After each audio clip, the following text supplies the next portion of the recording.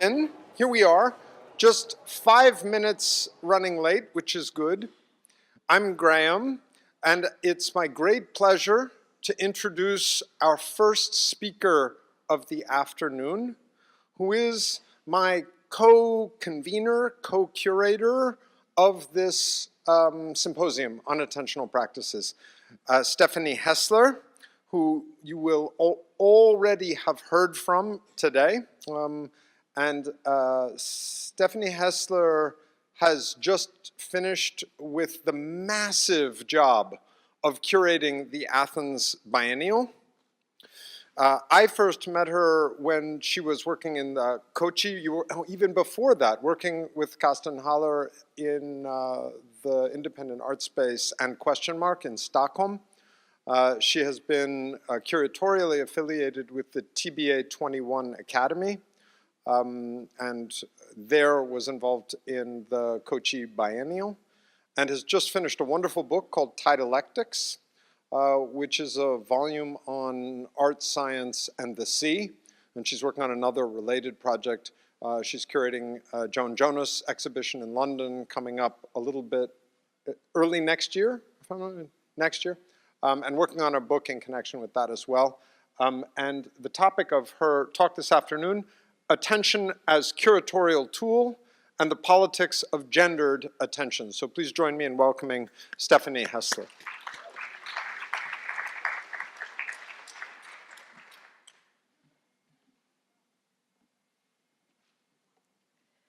Thank you, Graham, and thanks everybody for coming back and for paying so much attention to the symposium. Yeah, I'm a curator and a writer, and occasionally I convene symposia such as this one, and much of my attention is usually focused on art. And well, of course, I find the same distractions on the internet as most people in this room, and if you feel exempt from that, good for you.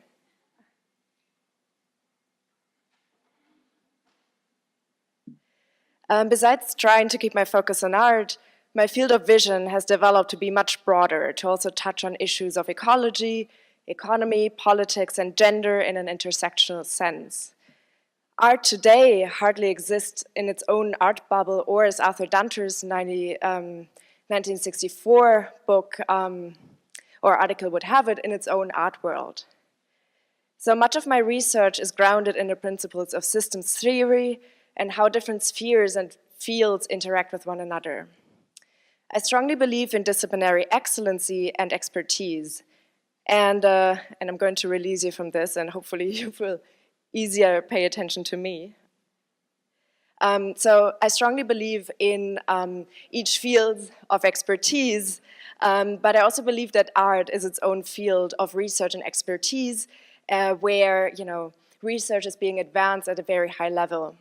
And so I simultaneously believe that the porosity between disciplinary boundaries is key.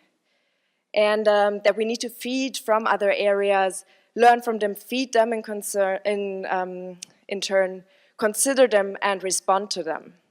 So art for the sake of art, to my mind, is a questionable construct, especially today, and art has also changed tremendously due to all of these outside influences. So when I say that art is increasingly drawing from other areas, I'm referring to a relatively recent development. We might say that it started in the beginning of the 20th century with merging art with theater, with music, merging with visual arts. And in 1967, the EAT, Experiments in Art and Technology, was founded by Robert Rauschenberg, Billy Kluver, and others after they had organized 9 evenings, theater and engineering, a series of performances with artists and engineers during the previous year at the 69th Regiment Armory in Rose Hill, New York.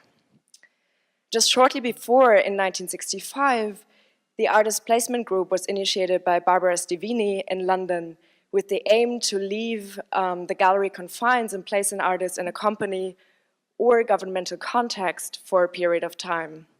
And in Brazil, the neo-concrete movement from the late 1950s, early 1960s might be seen as a similar case. In these examples, we see the desire of art to converge with, inspire, and learn from other fields. Since then, this fluidity has continuously increased, as has the influence of industry and finance on art.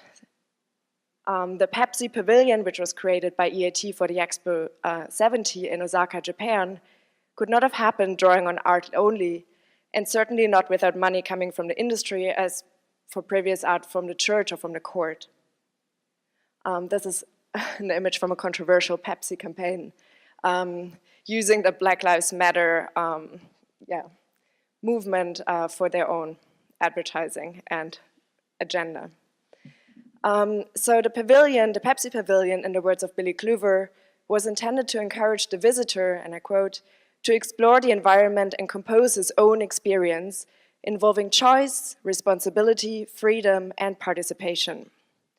It contained a fully immersive spherical mirror that produced real-time images, three-dimensional reflections of visitors, and as the boundaries of art, technology, industry, etc. became blurry, so did the boundaries between how art was perceived previously from a distance and contemplative point of view, which shifted towards immersion and all-encompassing experiences, demanding not just our cognitive or perhaps distantly visual aesthetic attention, but also our olfactory, kinetic, tactile, and auditory senses, and our social attention, as visitors were more and more often grouped together as they were subjected to a myriad of stimuli in which social interaction and experience were emphasized.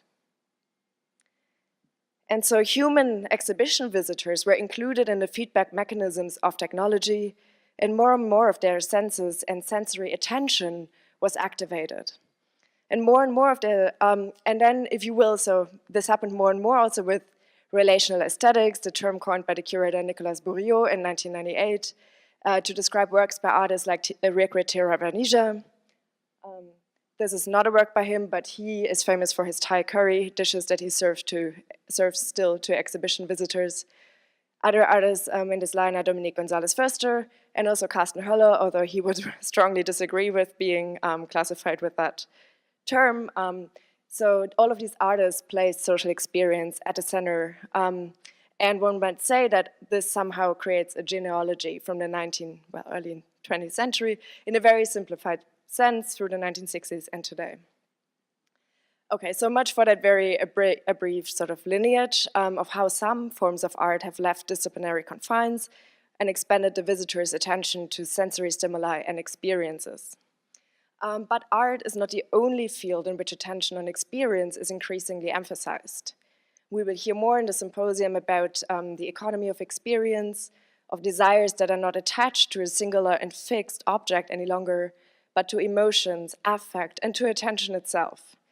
The attention we pay to a website, measured through eye-tracking technologies, as well as the number of clicks needed to work ourselves through a list, such as the top 10 artworks on Freeze on hyperallergic.com, or this very attention-seeking list. Or we might also say that this applies to attention paid in a presidential election campaign, fueled by memes and WhatsApp direct messages, attempts to harvest even the last bit of attention that's still left on us. And well, everybody here in Brazil knows very well what I'm talking about. So if the convergences of disciplines and a focus on experience is a development we can observe in various fields of research and in society at large, which is mirrored and sometimes also advanced in the art, demanding a specific type of attention and tools of analysis and creation, then we must ask what this development means for our attention and how the recent dispersion of focus and attention is represented in exhibitions. And if we understand the field of art as being deeply entangled and intertwined with the conditions and concerns of society, then we cannot ignore pressing issues such as racism, xenophobia, marginalization, and gender. All of these issues, of course, deserve a deeper intersectional analysis, but what I am to offer in the next part of my talk is an analysis of the way in which attention and gender occur in art exhibitions and what this could mean for future considerations and actions.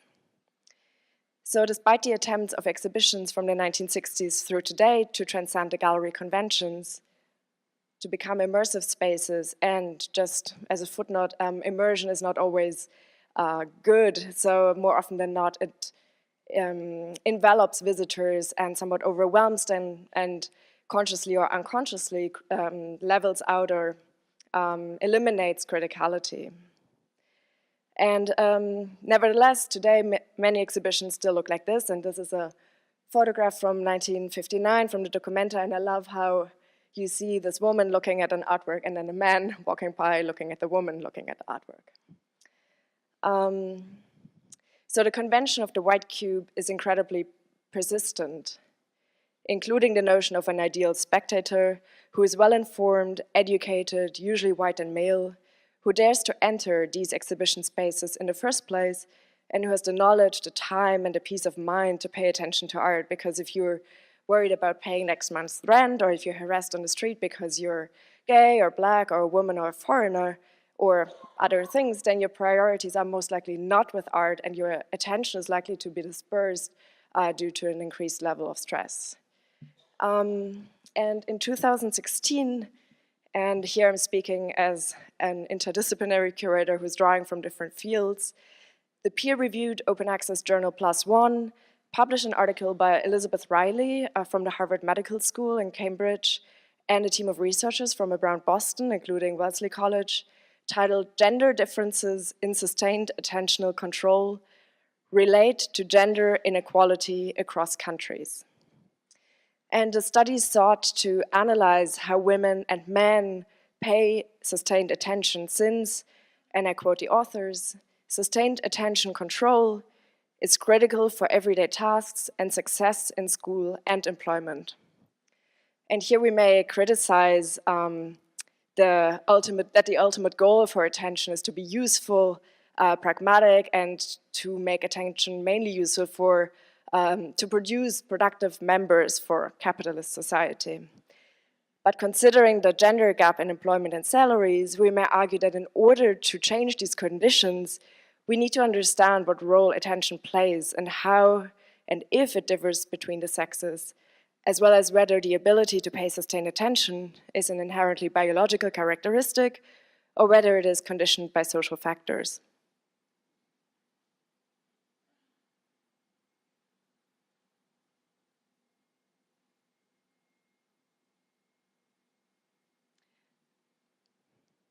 Okay, so back to the study. You may already imagine the depressing outcome given the title of the paper.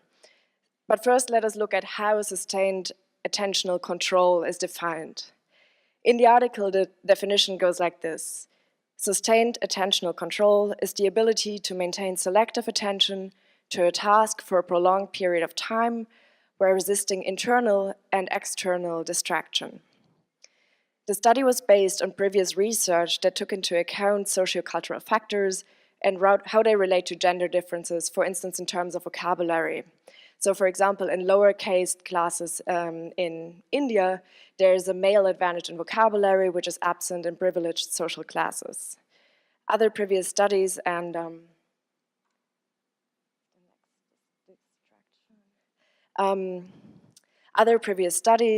suggested women have enhanced inhibitory control, so the capacity to voluntarily inhibit or regulate prepotent, strong or automatic attentional or behavioral responses.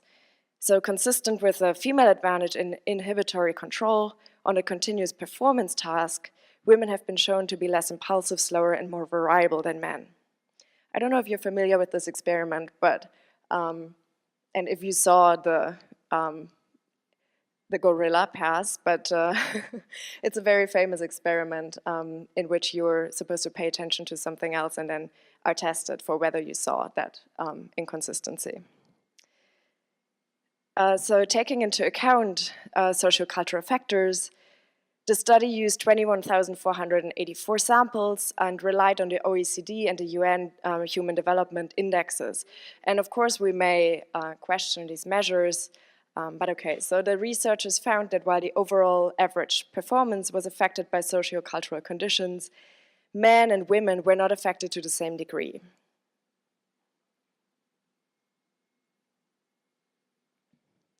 Specifically, in conditions of lower gender equality, men made more commission errors and women made more omission errors. But as gender equality increased, men and women performed similarly on both measures. So commission errors, the errors that men made more often, means that they responded too much to stimuli, more actively pressing buttons even when there was no actual stimulus presented, whereas women committed more omission errors, meaning that they missed relatively more stimuli, so their responses were more careful. So in countries with less gender equality, women responded more cautiously than men. The higher level of inhibitory control in women could mean that women use a different strategy than men, but testing the results against other types of errors showed, however, that the results are not mediated by a strategy shift alone. Higher inhibitory control could also mean that women need to be more careful, that they have been socialized to be more careful, to respond to distractions in their surroundings because they have to watch their surroundings to be safe. It could mean that they have been trained to think twice before saying something because they may think that what they say is stupid, or that they have been taught to be more careful with how they present their art. And believe me, I get more emails from male artists asking me for studio visits than from female artists. And perhaps this is correlated, perhaps it is not, but it is in any case curious. The study also found that it is the unique variance in women's performance, not men's, that varies by gender equality across countries. So together, the results suggest that worse socio-cultural conditions for women are specifically associated with alterations in sustained attentional control. And the study concluded that the magnitude of gender difference is related to gender equality and not to poverty rate. So socio-cultural conditions that affect women and men differently are more relevant to differences in cognition than socioeconomic conditions that impact both genders. Okay, so let me bring all of this together. So we have the convention of visual art and the convention of the white cube stemming from the early 20th century. In 1918, Benjamin Ives Gilman of the Boston Museum of Fine Arts published an empirical study on museum visitors in which he coined the term museum fatigue, and I'm sure you all know that, I definitely do. So a lack of attention on behalf of museum goers. And he suggested that less wall color variation would help solve the problem. Arguably, the white cube was institutionalized by one of today's most recognized institutions for contemporary art, the MoMA in New York in the 1930s. And as art historian Charlotte Klonk has shown, in Third Reich Germany, white became the standardized color for museum walls. So this convention responds to an ideal viewing setting for art that started to develop at a time when women in many countries didn't even have the right to vote, let alone have their voices be heard or taken seriously as creators of art. And just a reminder, so women gained voting rights in 1920 in the US, in 1918 in Germany, 1932 in Brazil, 1944 in France, 1947 in Japan, and then of course there's Switzerland in 1971. Another distraction, this is my cat, Meow. So these conventions place focus on the artwork, on not overcrowding walls or distracting in any way, so as to enable viewers to perceive and pay attention in perfect conditions. The question is, though, who it is that is supposed to pay attention and who can pay attention, and what kind of attention we're talking about. The more immersive setting that I presented in the beginning of my talk then shifts its emphasis from the artwork as autonomous entity to the viewing experience and to the viewers themselves. The noise of life enters the exhibition setting. In this parallel development, the white cube continues to persist, even though it is regularly contested. So see, for example, Brian O'Doherty's three-part essay Inside the White Cube that he published in Art Forum in 1976. While artists bring other disciplines and media into their practice, into exhibitions, or attempt to leave the gallery space altogether, I mean, think of land art, for example. So we have the conventions of the supposedly perfect conditions for paying attention to an autonomous artwork. And we have, since a while now, the contestation of art as a visual category only, with artists and curators trying to expand it and to burst open the confinements of those perfect conditions, and of art as a category with no outside influence. And this photo is somehow mean, actually, towards the teenagers who were, so it went viral, and it the headline was something like, oh, look at our youth, how they sit in front of the most amazing Rembrandt and don't even pay attention. But actually, it's an app that the museum offers to enhance the education experience while visiting the museum. So at the same time, different conditions for access for artists to the art world and for visitors to the exhibition space persist, and likewise different conditions and capabilities of paying attention, among others, to art. While the White Cube seems to celebrate visual and notably cognitive experience, technophile immersive environments emphasize corporeal experience, social experience, but also an experience in which distance is defeated and attention is activated assertively and sometimes aggressively through a myriad of stimuli, of sensorial stimuli mainly. So while one convention stems from a bourgeois ideal of art, the other one responds to an increasing envelopment of art in the economy of attention, of flows of desires transcending the object and of affect and emotions being the targets of politics and economy. And nowadays, what was formerly socially, culturally, and politically ingrained and hard to change is now also increasingly algorithmically inscribed, programmed, and coded. And you can see this in recent works by artists such as Pierre Huyghe, who created these images recently at the Serpentine Gallery. The exhibition is still on view in London, in which algorithms and brain waves by visitors are actually creating images. So there's no human involvement necessary for these images to exist, other than visiting the exhibition. Another example is Ian Cheng, who creates these emissaries, and they are videos that are steered by algorithms that evolve without, the artist controls the algorithm and the initial code, but other than that, these videos evolve independently. And it also applies to how artistic value is defined. So all of these changes, of course, also change what art and what good art means. It affects not only the art that is being created, but also the way we make exhibitions. And in recent years, I've seen a bunch of new virtual reality and augmented reality works. For instance, this is a work by Lucia Alavanu from that's shown at the recent Athens Bienal that I co-curated. And so it's a virtual reality environment that you enter in which you visit the former Hellenican airport where which is now totally abandoned, but it was in the news a lot because many of the refugees were kept there originally.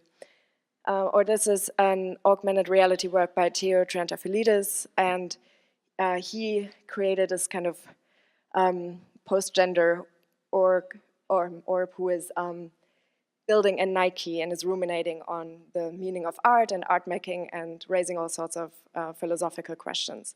Or here is a VR work called Phantom by the Rio-based artist Daniel Stegman-Manganey, whom I'm sure many of you here know.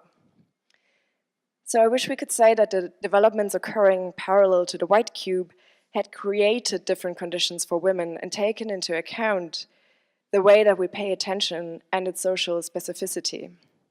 But as has happened so often, among others with the initial euphoria with which feminist artists like Olia Lialina met the advent of the internet, they were soon disappointed. And so in these new and supposedly neutral spaces, old structures have pretty much consistently been reinscribed. So my point is that we need to pay close attention to the conventions, not only of making art, but also to how it is shown and what behaviors and attentional demands it places on us. Contesting the aesthetic regime in which we operate needs to happen through art itself, as well as through changing the conditions of its productions.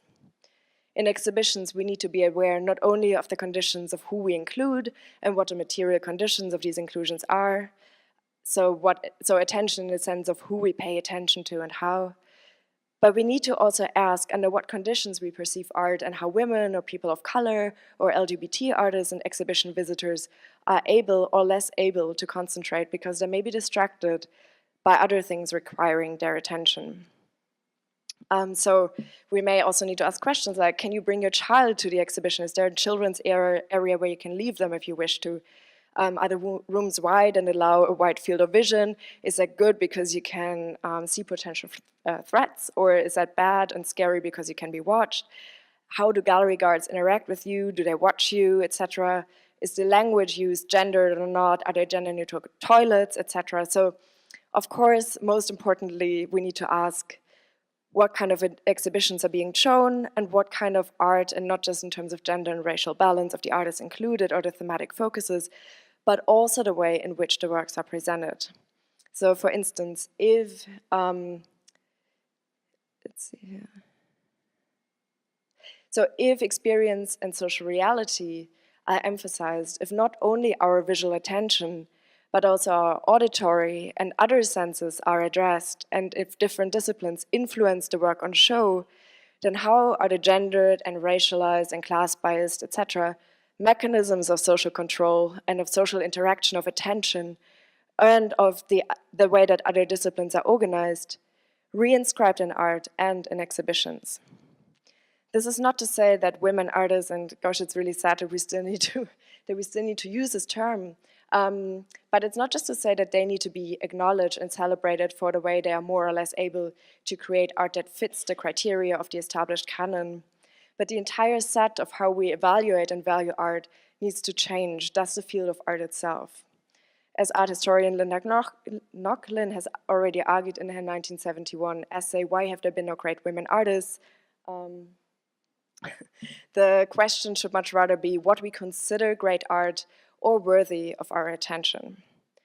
And I hope that I have shown the criteria, that the criteria by which we evaluate and pay attention are influenced by many factors in our surroundings. The 2016 study I was referring to suggests that attention is a gendered construct, and we can't just include more women who need to fulfill the same criteria as men. Instead, we need to change the criteria themselves. And if we have been able to include more worldly concerns in the interdisciplinary modus of art, then we can also change art to pay more attention to feminist, queer, Black, and intersectional sectional issues and work. And this is perhaps the most important point for me, this also means that we can revise how we curate. Do we create exhibitions that favor the cognitive ambition of understanding, categorizing, subsuming, etc., which is arguably a Western and male tradition? Do we create exhibitions that generate experiences which remove criticality and commodify our experiences, our desires, our fears? Or do we respect and acknowledge those histories and lineages, study them, learn from them, in order to absorb them, twist them, and possibly change their future courses? I believe that paying close attention to these questions is essential if we want to carve out a space in which art can be as great, to refer back to Linda Knochlin's question of why have there been no great women artists.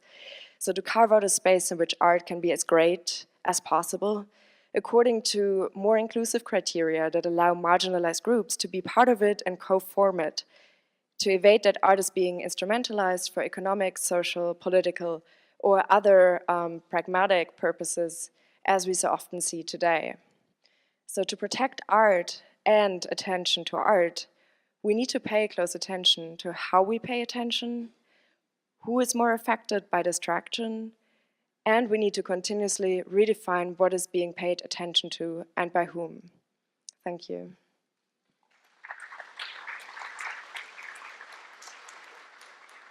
And I have one video that I would like to play. It's by the artist Elysia Crampton, who's more of a musician, performer. Yeah, just to leave that as last bit of the talk.